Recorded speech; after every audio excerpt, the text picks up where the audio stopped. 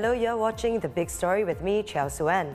Subscribe to the Straits Times channel to stay up to date with our live news updates.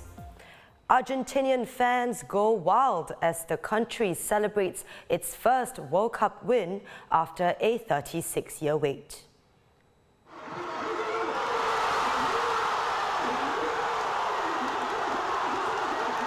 Look at these scenes. Tens of thousands jumping for joy in Buenos Aires following a long and dramatic final in Doha, with Argentina beating France on penalties. Some could not hold back their tears after a nail-biting end to an epic contest, which many are already calling one of the greatest World Cup finals in history, or perhaps even the greatest football game ever. 28 days, 32 teams, 64 matches and 172 goals later, and it all comes full circle as Lionel Messi finally gets his fairy tale ending. With the weight of a nation on his shoulders, Messi delivered 2 goals that were instrumental in securing Argentina's 3rd World Cup title. And multiple records were rewritten, with Messi becoming the first man to score in every stage of a single World Cup.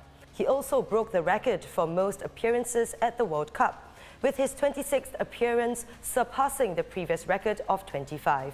The Golden Ball also went the way of Messi, but Kylian Mbappe's hat-trick in the final was enough to secure the French international the Golden Boot. Joining us from Doha is ST Sports correspondent Sazali Abdul Aziz. Thanks for joining us, Saz. So the hype and excitement leading up to the final was palpable. Even for people like me who didn't have a particular bias for either team, it was a very thrilling final, particularly later in the second half. So what did you make of it, and how was the atmosphere there in the stadium? Well, it was incredible. You know, I know that word has been used so many times to describe the final, but it really does fit, you know, because even now, it doesn't seem real that, you know, such a dramatic game could play out like that. The atmosphere, you know, the Argentina fans were superb the entire game, except for a period between Mbappe equalizing and the start of extra time. You know, that was the only period of the game where they were somewhat silenced. You know, the noise they generated and the color they brought, you know, they took their shirts off, twirling them over their heads, flinging their arms forward, singing that muchacho song, you know, for Messi and the team. You know, that just made the atmosphere electric, you know. So for me, it was really a privilege to be able to be there and experience and live that final. Sounds like an amazing night. And speaking of amazing, Lionel Messi finally adds the World Cup to his trophy cabinet after 16 long years. Does this mean that the GOAT, or greatest of all-time debate, can now be finally put to bed? You know, I've refrained from mentioning, you know, the GOAT debate in my reports and articles, because I'm a firm believer, you know, we should enjoy the greats, you know, for everything they bring us. But yes, certainly there is a strong case to be made that Messi is the greatest of all time. You know, Pele will disagree still, you know, pointing to his 3 World Cups. But I know many people who, even before Messi lifted the cup last night, you know, already believe he was the best ever, better than Pele, better than Maradona, you know, Ronaldo, Zidane, just for his longevity at the top and the frequency of him delivering brilliant moments on the pitch. And, you know, for them, this win will just cement that view. On the note of making history, after all the negative publicity before the tournament started and all the human rights issues and criticisms that Qatar faced, this World Cup certainly got off to a choppy start. But now that it's all over, and with all the shocks and surprises along the way, how do you think history will remember World Cup 2022? What were some of the standout or most memorable moments for you?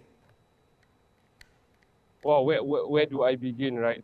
You know, so many insane football moments. Saudi Arabia beating Argentina was a long time ago now, but that was a mad game to experience live. Also, Japan's win over Spain, which was another crazy night here in Qatar, where for a few minutes, Spain and Germany were heading out, and Costa Rica and Japan were going through to the knockout round, you know, which is something that I think no one saw coming at all, you know. But, you know, this ultimately was Messi's tournament. And for me, that moment in the final where he scored Argentina's 3rd goal, being at the right place at the right time to score what appeared to be the winning goal in the final, that was a moment you just couldn't script.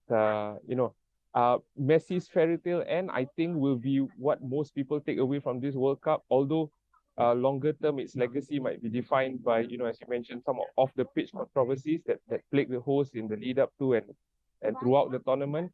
Like many things, though, I guess it depends very much on how each individual weighs all of this against, the magnificent football that was delivered over the past month. With everything said and done, this is definitely a World Cup for the books.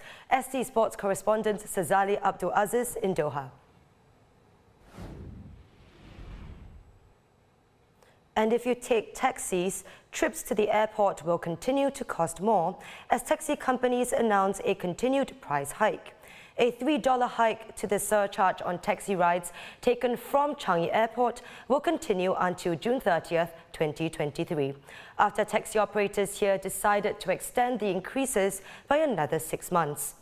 And it's not just trips to the airport. The 1 cent increase in distance-based fares and a $3 location surcharge on all taxi trips taken between 4 p.m. and 11:59 p.m. from the MANDAI parks such as the Singapore Zoo, River Wonders and Night Safari will also continue until the end of June. And Malaysia's parliament convenes for the first time since the 15th general election led to the country's first hung parliament. New Malaysian Prime Minister Anwar Ibrahim was sworn in, and his government elected a new parliamentary speaker from its ranks. His government, which consists of 3 main coalitions and some smaller outfits, is also set to call a confidence vote later today. So it remains to be seen whether the Pakatan Harapan chief indeed commands a 2/3 supermajority in the 222-strong chamber, which would allow his government to make sweeping changes to laws, including amending the constitution and changing electoral rules.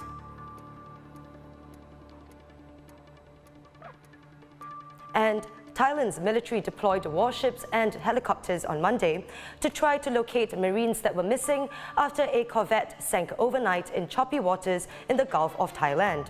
3 Navy vessels and 2 helicopters were sent to find them after the HTMS Sukhothai warship suffered an engine malfunction and went down just before midnight. An overnight rescue mission in bad weather secured most of the 106 people aboard, with the remaining forced to abandon ship.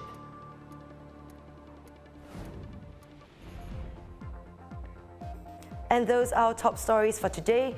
Visit straitstimes.com for more news and our YouTube channel for more videos. Subscribe by hitting the red button below. I'm Chao Suen, and I'll see you tomorrow on The Big Story.